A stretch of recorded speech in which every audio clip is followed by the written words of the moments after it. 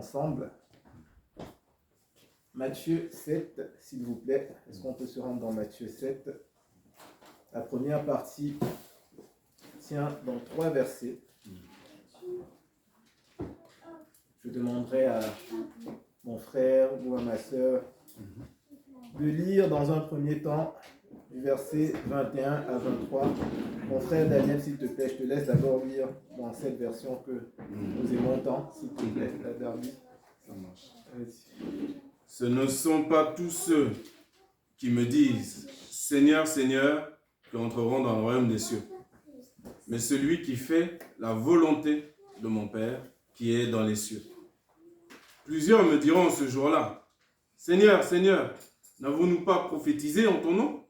Et n'avons-nous pas chassé des démons en ton nom? Et n'avons-nous pas fait beaucoup de miracles en ton nom? » Alors, je leur déclarerai « Je ne vous ai jamais connu. Retirez-vous de moi, vous qui pratiquez l'iniquité. » Amen. Merci mon frère. Waouh. Qu'est-ce qui a appliqué le frère Johan là? Il vient avec quoi comme texte?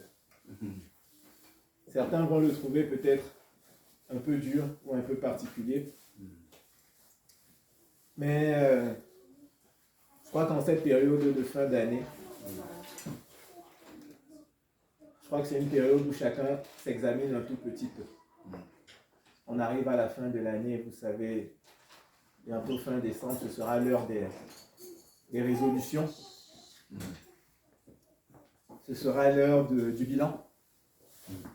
Et en lisant ce verset, j'ai été interpellé et j'espère que dans cette première partie, on pourra faire des constats qui permettront à chacun de nous, bien évidemment, de s'examiner. Je redis dans ma version, ceux qui me disent « Seigneur, Seigneur » n'entreront pas tous dans le royaume des cieux, mais celui-là seul qui fait la volonté de mon Père qui est dans les cieux. Plusieurs me diront en ce jour-là, « Seigneur, Seigneur, n'avons-nous pas prophétisé par ton nom? N'avons-nous pas chassé les démons par ton nom? N'avons-nous pas fait beaucoup de miracles par ton nom? » Alors je leur dirai ouvertement, « Je ne vous ai jamais connu.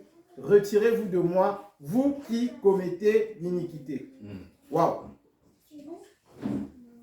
Dans ce texte, il s'agit malheureusement des personnes qui se trompent elles-mêmes. Se tromper soi-même. Se détromper.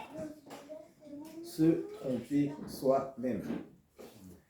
On réalise donc au travers de ce texte que quelqu'un peut invoquer le nom du Seigneur, peut faire des choses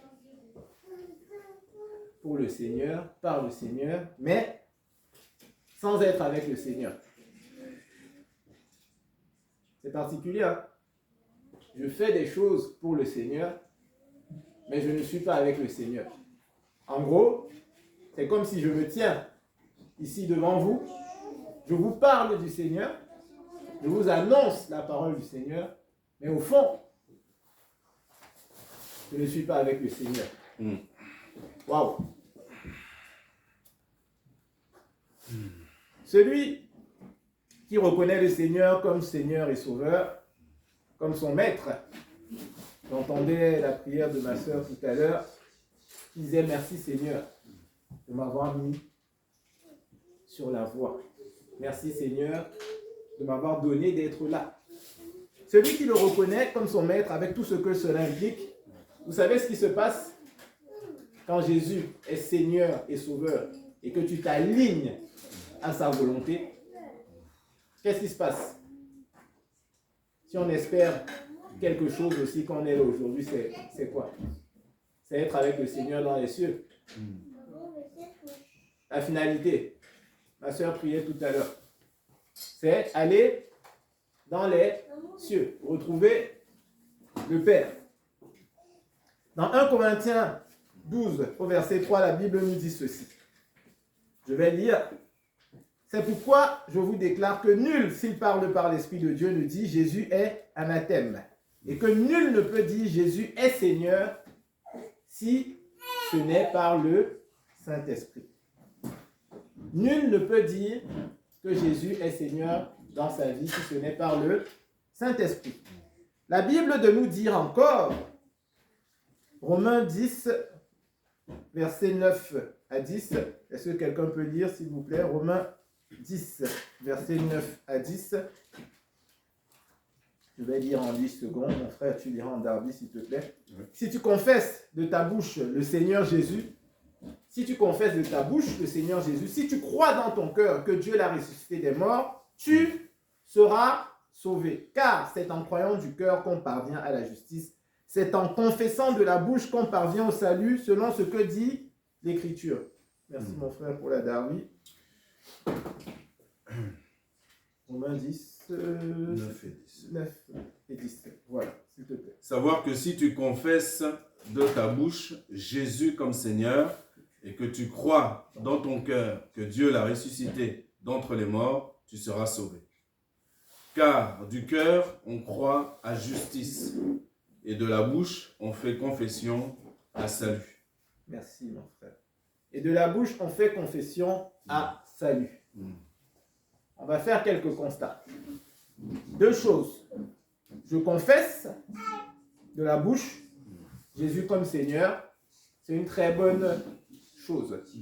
N'est-ce pas? Je confesse de ma bouche que Jésus est mon Seigneur. C'est un très bon début. Un très bon début. J'ai confessé de ma bouche que Jésus est Seigneur. Maintenant, il faut aller plus loin. Et avant d'aller plus loin, je vais encore poser une petite question. Quand vous vous présentez à ceux qui ont déjà confessé un Jésus comme Seigneur et Sauveur, quand vous vous présentez à ceux-là qui ne connaissent pas Jésus, à ceux-là qui vous demandent de leur parler de votre foi, comment vous présentez-vous? Je vous raconterai une petite histoire après, mais j'aimerais savoir, on te dit alors, toi, parce que moi la question qu'on m'a posée un jour, c'est de dire, mais toi, allez, je vais commencer par la petite histoire, on était dans un contexte de Noël et j'expliquais rapidement à ma collègue que je ne fête pas vraiment Noël avec tout ce que ça implique, le côté très commercial, avec toute la connotation qu'on veut donner à Noël aujourd'hui, parce que je pense que pour moi, Noël, c'est plus grand que tout ce qu'on veut nous faire croire. Je lui disais ça comme ça. Elle m'a dit, et toi alors, mais tu es quoi? Si on te pose cette question, qu'est-ce que tu réponds? Comment tu te présentes? Je vous écoute. Là, c'est ouvert. Hein? Bon, Daniel, non, toi, tu ne réponds pas. Parce que, voilà. Pas Daniel, parce que c'est facile, il va dire, ouais, je suis pasteur. Non, voilà, c'est trop facile. On laisse les pasteurs de côté, on laisse... Allez, Erika, Véronica, tu vas dire jeune baptisée, chrétienne, croyante.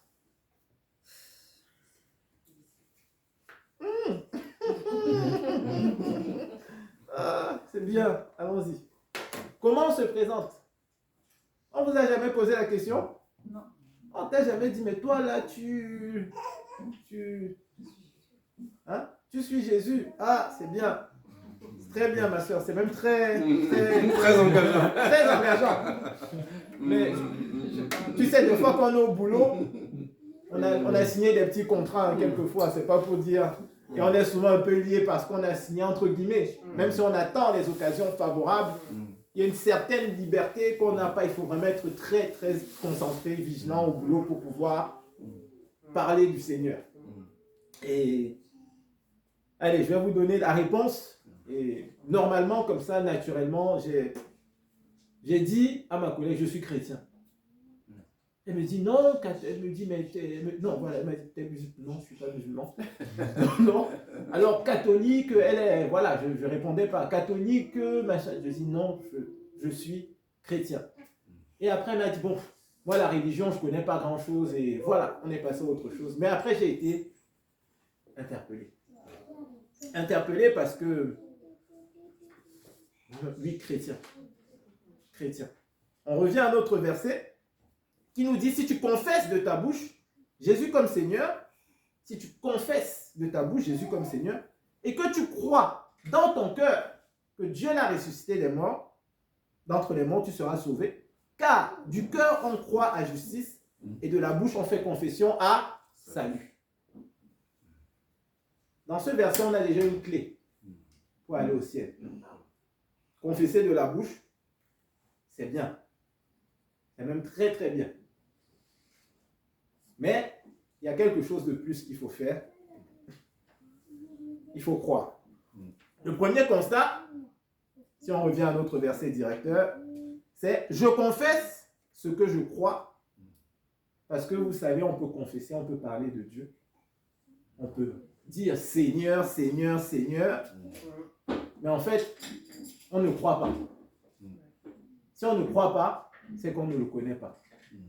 Waouh! Donc tu dis Seigneur, Seigneur, Seigneur, mais tu ne crois pas. Tu le confesses. Et tu fais bien de le confesser. La Bible nous donne des exemples.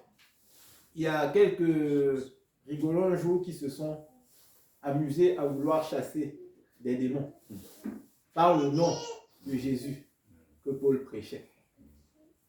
Je prends un exemple assez gros. Parce qu'on voit comment ils ont été traités. Ils se sont dit, bon, il y a un monsieur là qui chasse les démons. Il dit Jésus, ça peut peut-être passer, on va faire. Et les messieurs ont été tout simplement chicotés, tabassés. Parce que bien sûr, le fameux démon lui dit, mais ok, je connais le Jésus là, donc, mais vous êtes qui là? Vous êtes qui? Donc vous voyez, je ne peux pas parler de quelque chose, c'est compliqué en fait, auquel je ne crois pas. Même si ça peut faire de l'écho, ça ne veut tout simplement rien dire. Je peux parler du Seigneur, je peux scander son nom, mais je peux le faire sans toutefois le connaître. Ça, c'est l'histoire des fils de Sceva. Pour la petite histoire, moi, la première fois que j'ai utilisé le nom de Jésus, si je peux dire, j'étais plus jeune, je faisais face à, on appelle ça oppression nocturne. La nuit, c'était compliqué. Je n'arrivais pas à dormir, je sentais qu'il y avait comme quelque chose qui m'étouffait et c'était une période pendant laquelle je commençais à me poser plein de questions et de bonnes questions. Mon père venait de décéder et je me posais des questions sur la vie, sur la mort, sur est-ce que Dieu existe, est-ce que... Peut-être le Seigneur a permis cette situation-là pour que je me rende compte. Et pendant que j'étais comme tétanisé, comme paralysé, j'ai crié Jésus. Jésus, s'il te plaît, aide-moi. Pourquoi Jésus? Je l'ai crié et tout de suite, j'ai été libéré, j'ai pu, voilà. Est-ce que je connaissais Jésus? J'en avais entendu parler. Est-ce que je croyais à... Non. Vous voyez? Mais Jésus, mais je ne le connaissais pas. Alors, si on revient à nos versets, il y a quelqu'un qui dit, des personnes, n'avons-nous pas prophétisé par ton nom? N'avons-nous pas chassé les démons par ton nom? N'avons-nous pas fait beaucoup de miracles par ton nom? Une personne peut donc accomplir, comme on le disait, faire beaucoup de bonnes œuvres, des choses spectaculaires au nom de Jésus, sans être avec lui. Je ne veux pas dire que c'est surprenant, j'ai envie de dire c'est triste. Nous avons un exemple direct dans la parole de Dieu. Je crois que tout le monde le connaît. C'est quelqu'un qui a marché pendant 3 ans et des poussières avec le Seigneur, mais qui n'était pas là. Qui n'était pas avec lui. Comment il s'appelle? Vous connaissez Judas? Il a marché pendant 3 ans avec Jésus. C'était le trésorier du coup. Pendant les 3 ans, vous savez ce que les disciples ont fait? Ils ont fait beaucoup de miracles au nom de Jésus. Ils ont chassé des démons. Ils ont fait des choses. Mais Judas a été disqualifié. Disqualifié parce que la Bible dit de Judas, en fait, la Bible dit que Judas avait une particularité. Il était du malin. On ne dit pas qu'il est né malin, on dit qu'il était du malin. Ça veut dire que dans son cœur, le diable a trouvé la place, de l'espace dans son cœur pour il était du malin. Ce que le Seigneur désire de nous, il faut qu'on soit clair. Ce ne sont pas des œuvres. Ce ne sont pas des espoirs. Le Seigneur n'est pas impressionné par toutes ces choses. Le Seigneur n'est pas impressionné par le nombre de fois que vous venez à l'église par semaine. Il n'est pas impressionné par ça. Ce n'est pas pour dire qu'il ne faut pas venir à l'église. Attention. Le Seigneur n'est pas impressionné par le nombre de personnes à qui vous avez annoncé l'évangile. Le Seigneur n'est pas impressionné par le nombre de sorties d'évangélisation dans le métro. Le Seigneur n'est pas impressionné par les stades que vous remplirez peut-être, que vous avez déjà remplis, ou bien que vous remplirez demain. Pourquoi? Pourquoi il n'est pas impressionné? Parce que quand vous voyez les gens lui dire n'avons-nous pas, n'avons-nous pas, n'avons-nous pas, tout ce qui a été fait, c'est par le nom d'eux. Il n'est pas impressionné tout simplement parce que c'est par lui que nous faisons toutes ces choses. En gros, c'est lui qui les fait. Le Seigneur veut un cœur. Il veut un cœur obéissant. Il veut une soumission véritable. C'est ce qu'il veut. Un cœur qui obéit. Un cœur qui obéit. C'est plus important que tout ce que l'on peut faire. Tout à l'heure, en venant, il y a le petit, bon, je crois que c'est sa face de nom. On sortait, on lui dit on va à l'église. Il dit j'ai pas envie de venir à l'église. J'ai pas envie. Je dis mais bon. Je lui dis bon, je te laisse alors à la maison, nous on va partir et tu te débrouilles et on ne sera pas là. Il dit bon. De toute façon, on va dire qu'il obéit. Mais bon, il a 2 ans et demi. Hein. Il n'avait pas trop le choix. Aujourd'hui, je vois un jeune garçon comme Mario. Il n'a pas 2 ans et demi. Peut-être qu'il ne le sait pas, mais devant Dieu, il est déjà responsable. Mais peut-être qu'il est aussi venu ce matin par obéissance à sa maman. J'étais pas là. Mais Mario, il faut qu'on y aille. Peut-être, hein, peut-être. Par obéissance. Il dit, ok, bon, pour faire plaisir à maman, j'y vais. Il aurait pu dire, je reste, mais il obéit. Il obéit. Le Seigneur veut un cœur obéissant. Éphésiens 2, de 8 à 9 nous rappelle, car c'est par la grâce que vous êtes sauvés, par le moyen de la foi, et cela ne vient pas de vous, c'est le don de Dieu, ce n'est point par les œuvres, afin que personne ne se glorifie. Là, on est bien d'accord, hein? Les œuvres. On disait que le Seigneur veut un cœur obéissant. C'est très important de l'avoir à l'esprit. Et on va encore là, finir, on va dire, cette partie par un autre verset pour voir ce que le Seigneur pense et dit des œuvres dans la parole de Dieu. Jean chapitre 6, au verset 29. Vous allez encore voir l'importance. Jean chapitre 6, 29.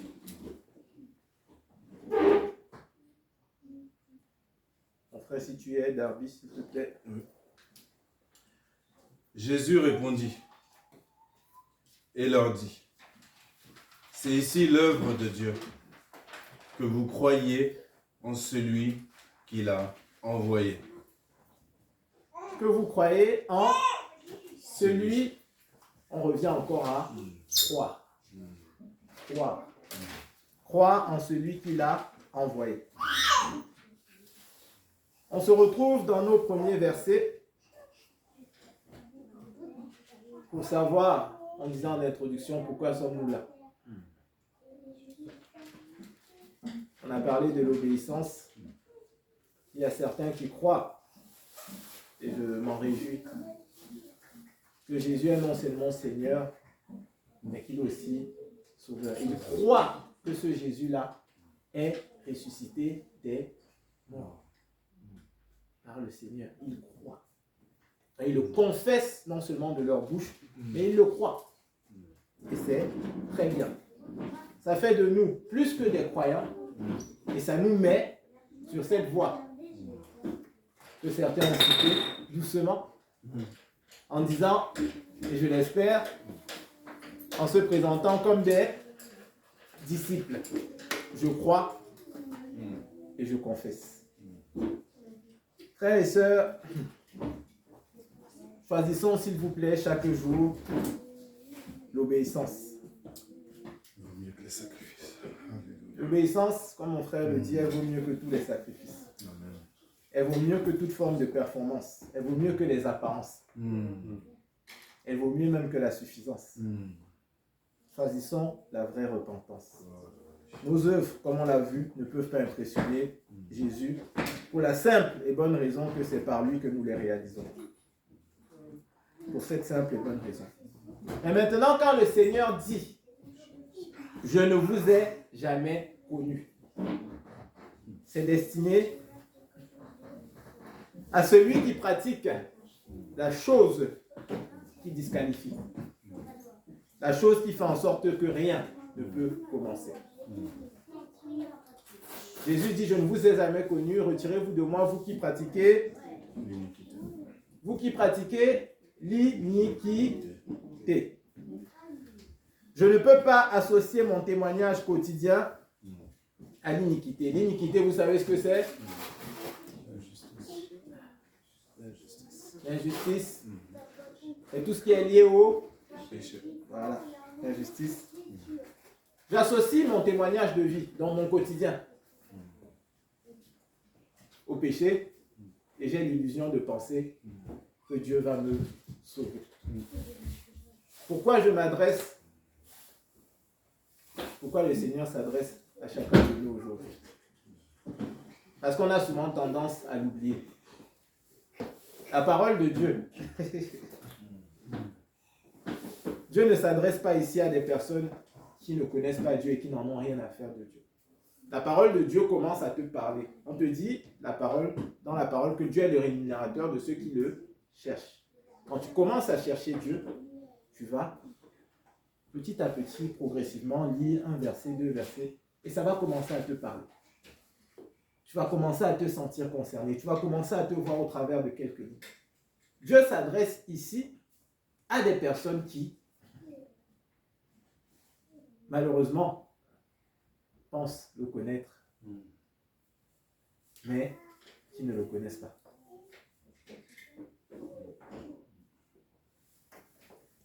Qui ne le connaissent pas. Est-ce qu'on s'arrête un peu sur l'iniquité? On essaye d'être plus...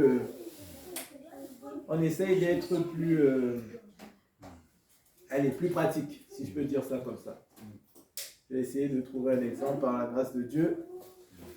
Il y a quelque chose qui m'a interpellé. Un jour, je parlais avec, j'ai envie de dire, une sœur. C'est-à-dire quelqu'un qui connaît Dieu, quelqu'un qui a cru en Dieu. Quelqu'un qui a vu le Seigneur agir dans sa vie. Quelqu'un qui connaît, si je peux dire ça comme ça, la vérité. Et aujourd'hui, la sœur veut se marier, si je peux dire ça comme ça. Après, je dis, mais ma sœur, je ne te vois plus à l'église. Et tellement la conscience de Dieu, si je peux dire ça comme ça, est réelle. Elle me dit, non, je ne me sens pas assez propre pour venir louer Dieu. Je ne peux pas chanter dans ces conditions, je ne peux pas. Mais il faut venir. Mais si tu ne peux pas, ça veut dire qu'il y a quelque chose qui te pèse. Ça veut dire que tu es conscient du fait que l'état dans lequel tu es, de vie, ne te permet pas. Qu'est-ce qu'il faut faire à ce moment-là? On parlait d'obéissance tout à l'heure. Si tu es conscient, obéis, mets-toi en règle. Obéis et mets-toi en règle. La Bible nous dit, par exemple, dans 1 Corinthiens 6, 9 à 11, « Ne savez-vous pas que les injustes n'hériteront point le royaume de Dieu? Ne vous y trompez pas, ni les impudiques, ni les idolâtres, ni les adultères, les efféminés, les infâmes, ni les voleurs, les cupides, Allez. Si le Saint-Esprit t'interpelle sur quelque chose, c'est pourquoi? C'est pour que tu te mettes en règle.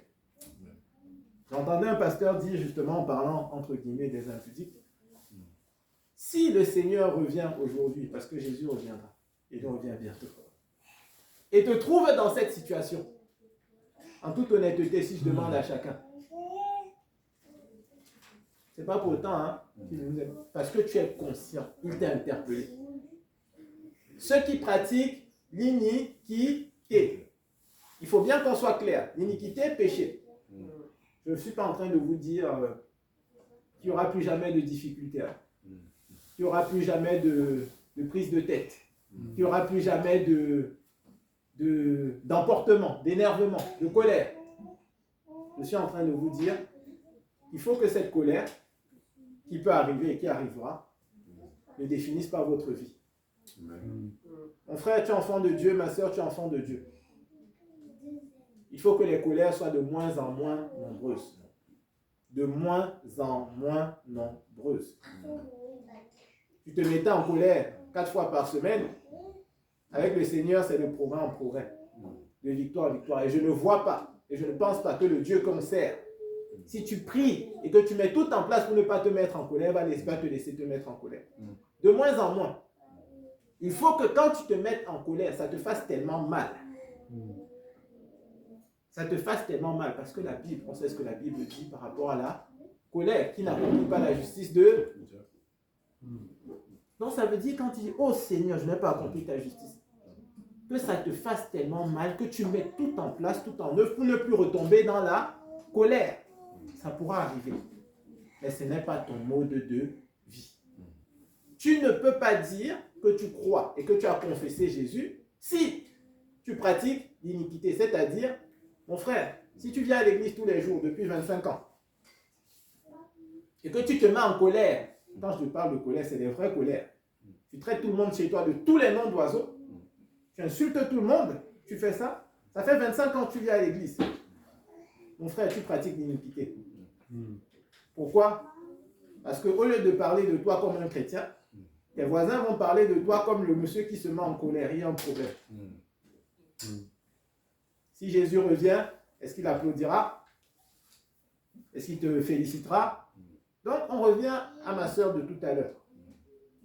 Elle sait ce qu'elle pratique. Elle sait que ce qu'elle fait n'est pas bien. Quand le Seigneur nous interpelle, on obéit. C'est pour ça qu'on parlait de cœur obéissant tout à l'heure. On se met en règle.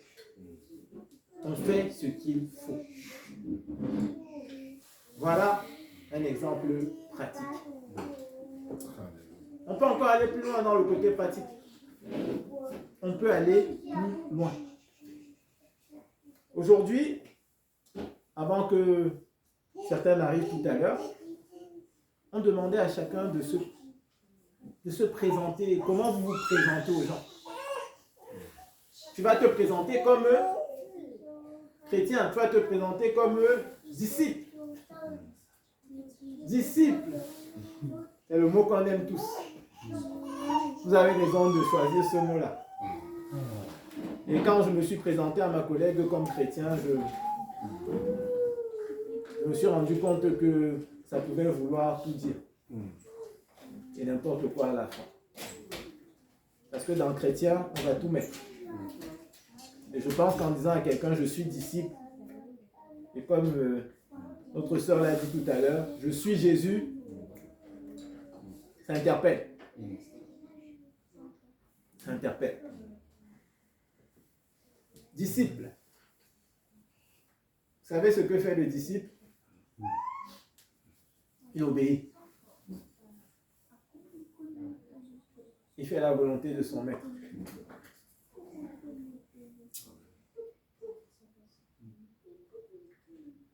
Il fait la volonté de son maître.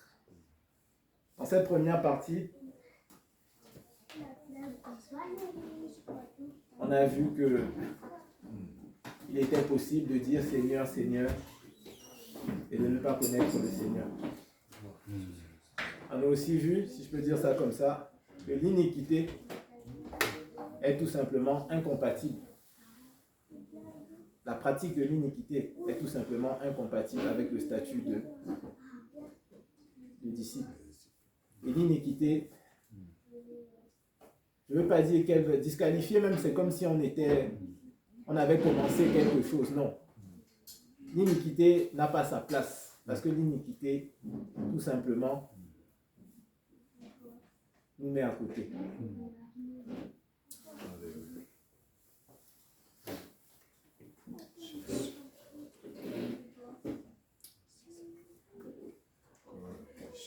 On va passer à la deuxième partie, si je peux dire, qui peut servir de chute. On a lu du verset 21 au verset 23. Est-ce que quelqu'un peut lire du verset 24 au verset 27, s'il vous plaît? Le chapitre, le verset dans Matthieu, Matthieu 7. On a lu de 21 à 23. Est-ce que quelqu'un peut lire de 24 à 27, s'il vous plaît? C'est pourquoi quiconque entend ces paroles que je dis et les met en pratique sera semblable à un homme prudent qui a bâti sa maison sur le roc. Amen. La pluie est tombée, les torrents sont venus, les vents ont soufflé et se sont jetés contre cette maison. Elle n'est point tombée parce qu'elle était fondée sur le roc.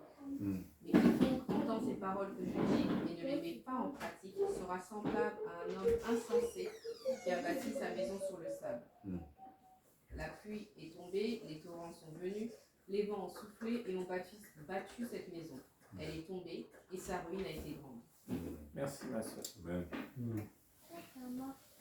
Quiconque entend ces paroles, mes paroles, c'est les paroles de Jésus, il dit, et les met en pratique. Amen. Écoutez, c'est bien. Faire, c'est très bien. Être, c'est mieux. Être, c'est mieux. En introduction, je disais qu'il fallait que chacun s'examine. Tous. Être, c'est mieux. Je peux reposer une question maintenant, c'est fort de ce constat-là, si je peux dire ça comme ça, avec ce qu'on a appris, et que j'aimerais que chacun regarde à lui-même, que chacun s'examine. On parlait, c'est bientôt la fin de l'année, et se dit, où est-ce que je suis? Est-ce que depuis je marche là, je pense être sur la route alors que la Bible est claire. La Bible est très claire. Il ne faut pas avoir peur. Hein. La Bible est très très claire. Tu peux être là dans les églises depuis 10 ans, 15 ans. Et tu es juste un croyant. Un simple croyant. Parce que le disciple, c'est celui-là qui met toute sa volonté dans la mise en pratique de la parole de Dieu. Qu'est-ce que celui qui met en pratique les paroles fait? Je relis le texte. Il est comment? Un homme prudent qui a bâti sa maison sur le roc. La pluie est tombée, les torrents sont venus, les vents ont soufflé, se sont jetés contre cette maison. Elle n'est point tombée parce qu'elle était fondée sur le roc. Parce qu'elle était fondée sur le roc.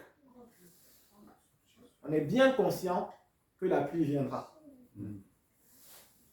Le torrent viendra, le vent soufflera. Mais ça ne doit pas tomber. Pourquoi? Le roc, c'est qui? C'est croire en celui que Dieu a envoyé. Croire en celui que Dieu a envoyé. Croire en Jésus. Vous voulez prendre un autre exemple? Croire en celui que Dieu a envoyé. Le Seigneur s'adresse à ceux qui le cherchent. Je veux croire que si vous êtes ici, comme on le disait, si nous sommes là, c'est parce qu'un jour on a entendu parler de lui. C'est parce que d'une façon ou d'une autre, on essaye de lui être agréable. C'est parce qu'on espère aussi être avec lui pour l'éternité. Et pour espérer être avec lui pour l'éternité, il est déjà important aujourd'hui, je dis dire aujourd'hui, pas demain, de se poser et de se demander de se poser de vraies questions, de s'examiner. Iniquité ne peut pas être associée à l'enfant de Dieu. Si tu pratiques l'iniquité, tu te mets tout seul en porte-à-faux. Je crois que j'ai appelé mon frère et ma soeur hier pour vous partager un peu ce petit sujet de prière en disant, oh, c'est une interpellation. Quand on regarde autour de nous, je ne sais pas si on se rend compte en fait, les choses vont mal. Les choses vont très très mal. Et je parle de l'église, hein, je ne parle même pas de l'extérieur. Aujourd'hui, dans l'église, les séparations, malheureusement, les divorces sont nombreux. Je vais peut-être m'avancer sur certaines choses. Le mariage et le fait d'être disciple se ressemblent étroitement. Quand tu commences à marcher avec Jésus, quand tu entends parler de Jésus, on dit que le Seigneur il use de patience et de bonté envers tous. Parce qu'il veut que tout le monde soit sauvé, il veut que tout le monde parvienne au salut. J'ai envie de te dire, à partir du moment où tu es dans cette salle aujourd'hui, à partir du moment où tu as entendu parler de Jésus une fois, tu ne pourras pas dire demain je ne savais pas. C'est fini. Tu es lié. J'ai envie de te dire, tu vas devenir disciple ou tu vas devenir disciple. C'est comme le mariage. Il y a des nouvelles, comment je peux dire, courants de nouvelles, je ne veux même pas, non, je ne sais pas comment appeler. Des nouveaux courants de pensée où on va faire croire à des chrétiens qu'ils peuvent divorcer. C'est comme marcher avec Jésus. Une fois que tu t'es marié, c'est fini. C'est fini. C'est fini. Ça doit marcher ou ça doit marcher. Ça doit marcher ou ça doit marcher. Je vais encore vous dire quelque chose de particulier. Vous voyez, quand on a lu les textes, c'est Seigneur, Seigneur, n'avons-nous pas?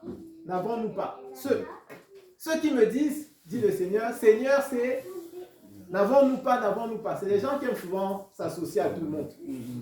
Ils ne viennent pas seuls, mais Seigneur, on était avec lui. Je peux faire partie d'une église. Je peux aller évangéliser. Je peux aller. Le Seigneur va faire de grandes choses. Si dans le groupe, il y a de vrais disciples, ne t'inquiète pas, le Seigneur va bénir. Le Seigneur va bénir. Le Seigneur va faire en sorte que son nom soit glorifié. Amen. Vous êtes sortis tous ensemble. Vous êtes allés prier. Vous allez prier pour les malades. Tu seras là. Tu prieras pour les malades. Parce que oui, il y a des personnes qui ont soif. Il y a des personnes qui veulent voir l'œuvre de Dieu avancer. Le Seigneur va bénir. Amen. Sauf que toi, dans ton cœur, tu refuses d'obéir. Tu refuses de mettre en pratique la parole tous les jours et consciemment. Mais après, demain, tu vas venir t'associer à tous pour vouloir espérer des bénédictions. Et tu vas même dire que Seigneur, n'avons-nous pas fait beaucoup? Comme si le nombre impressionnait le Seigneur. Tu montres que tu n'as rien compris. Et le Seigneur de répondre, mais celui-là, il ne parle pas de ceux, hein. Celui-là, on est passé de ceux à celui. Le salut est personnel et individuel. Moi et ma femme, nous sommes mariés. J'ai des obligations envers le Seigneur, envers mon épouse. Ma femme a des obligations envers le Seigneur et envers moi, son époux, si je peux dire ça comme ça. Hein? Mais, demain, le Seigneur, devant le Seigneur, je répondrai de tous ceux, de mes actes. Et elle aussi, elle répondra de ses actes. Je vais encore aller plus loin dans l'exemple. J'ai appelé mon frère et ma soeur hier parce que j'étais étonné de voir, entre guillemets, qu'autour de nous, il y avait beaucoup de choses un peu difficiles qui se passaient, des situations familiales avec des enfants, des couples qui se séparent, qui se déchirent, que ce soit devant les tribunaux, que ce soit... Et des couples même souvent en apparence comme ça, tout va bien. Et du jour au lendemain, tu arrives, mais qu'est-ce qui se passe? Non, mais à quel moment, quand? Et nous, ça nous interpellait. Et ça nous disait, Ça nous interpellait dans le sens où on se disait, mais si on veut aller prêcher la parole et encourager ces couples-là, est-ce qu'on peut prêcher quelque chose qu'on ne vit pas? Est-ce qu'on peut prêcher un pardon qu'on n'applique pas? Il y a des gens qui sont dans des églises depuis des dizaines d'années et qui n'ont pas pardonné quelque chose qui s'est passé il y a 20 ans. C'est très grave. Ça veut dire qu'on est juste assis sur les bancs et qu'on est en train de couper. On risque de se retrouver. C'est pour ça en fait qu'aujourd'hui, je crois que ce qui m'animait, ce qui m'a poussé, ce qui m'a vraiment secoué quand je partageais ce message, quand je préparais ce message, c'était cette prise de conscience. On ne joue pas à être chrétien. On ne joue pas à être chrétien. On ne fait pas semblant. On n'impressionne pas Dieu. On ne trompe pas Dieu. On fait sa volonté. La Bible de nous dire que celui qui m'aime fait ma volonté. La Bible de nous rappeler que pour être connu de Dieu, il faut l'obéir. La Bible de nous rappeler encore au travers de ce texte, qui n'est pas très long, que c'est possible tout simplement de se retrouver devant Dieu un jour et d'entendre « Je ne vous ai jamais connu ». Et vraiment, mon désir aujourd'hui, pour toutes les personnes qui sont là, pour toutes les personnes qui ne sont pas là, c'est que chacun, en fait, s'examine. Que personne n'ait honte de se dire « Ah, je crois que au départ, j'étais sur la route, ou bien je pensais être sur la route, mais je m'en suis écarté. » Repentance aujourd'hui et la marche continue. D'attirer notre attention sur peut-être ces choses qui ne sont pas normales et qu'on continue à faire. C'est aujourd'hui que ça se règle. C'est aujourd'hui que ça se travaille. C'est aujourd'hui qu'on vomit ce que Dieu ne veut pas. C'est aujourd'hui.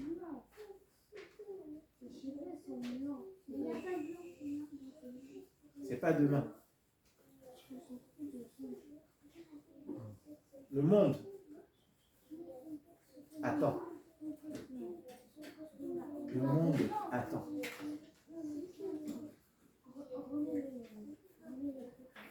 Le monde attend. S'il y a quelque chose à régler, réglons-le. S'il y a quelque chose à arranger, arrangeons-le. Si le Seigneur nous interpelle sur X, Y, péché, cassé, attitude de cœur, s'il vous plaît, identifions-les. Arrêtons de croire qu'on peut abuser, surabuser, se permettre des égarements de temps en temps. Non. S'il y a quelque chose à régler, réglez-le, répentez-vous et avancez. Amen. Amen. Aujourd'hui, soyons plus que des croyants, ça je crois qu'on a. Soyons plus que des chrétiens non pratiquants. Je l'entendais encore récemment. Ma soeur, je vais te titiller un peu. Soyons des conducteurs pratiquants. Parce que si tu es un conducteur et que tu ne pratiques pas, c'est que très vite, est-ce qu'on va te considérer comme un conducteur? Tu vois un peu? Est-ce que je vais vouloir entrer, me laisser conduire par quelqu'un qui ne pratique pas sa conduite? Le statut de conducteur est intimement lié à la pratique. C'était facile. Hein. C'est pour ça que le statut est intimement lié à la. Tu ne peux pas dire que tu suis Jésus si tu ne mets pas en pratique. La conclusion, elle est dans le dernier verset, dans le verset 27, qui est clair sur ce qui attend ceux qui ne mettent pas en pratique. Mais quiconque entend ces paroles que je dis et ne les met pas en pratique sera semblable à un homme insensé qui a bâti sa maison sur le sable. La pluie est tombée, les torrents sont venus, le vent a soufflé, les vents ont soufflé et ont battu cette maison. Elle est tombée et sa ruine a été grande. Seigneur, donne-nous